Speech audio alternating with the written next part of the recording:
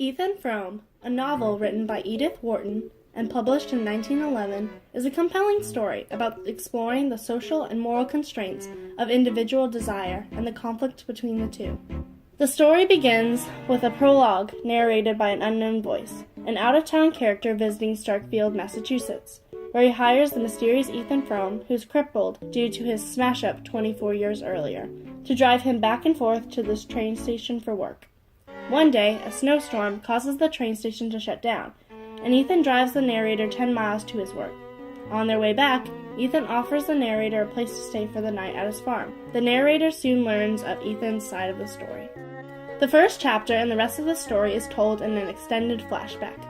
A young Ethan Frome is depicted hanging outside a local church in Starkfield, where a dance is taking place. He is there to pick up Maddie Silver, his wife Zena's cousin, who for the past year has been staying with them and taking care of Zena, who has many health issues. It is made quite obvious that Ethan has feelings for Maddie, and he is jealous watching her and another man dance together. During the walk home together from the church, Ethan tries probing Maddie for her feelings about him, but she is vague and ambiguous in her answers. On their way home, they pass through the Frome family graveyard, and Ethan wonders about his and Maddie's fate. The front door of the house is locked, and for once there is no key waiting for the two, but Zena, Ethan's wife, lets them in and drags Ethan off to bed immediately. The next day, Zena leaves on an overnight trip to an expensive doctor in the city for another one of her health problems.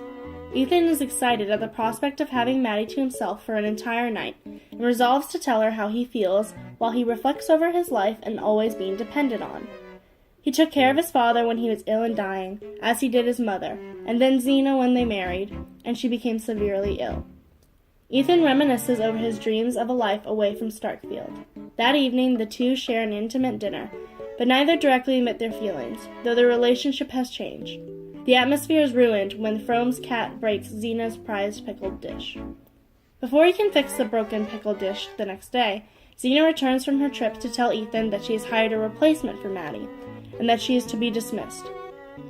Ethan is distraught to learn this, and begs Zena to reconsider, but his wife is determined to be rid of Maddie. Maddie is accepting of her dismissal and prepares to leave.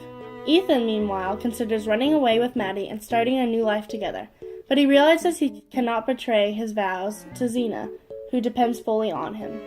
The next evening, Maddie prepares to be driven to the train station to leave. Ethan insists on driving her there himself, and the two head off.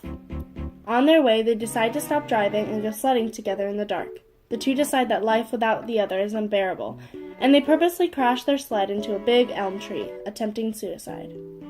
The epilogue switches back to the first-person narration 24 years later, where the narrator discovers that Maddie survived the accident, but became paralyzed. Now, both Ethan and Maddie are disfigured, and require significant attention and help, and the roles have reversed, with Zena taking care of Ethan and Maddie, while Maddie's disability and misery has transformed her into a bitter and unhappy person.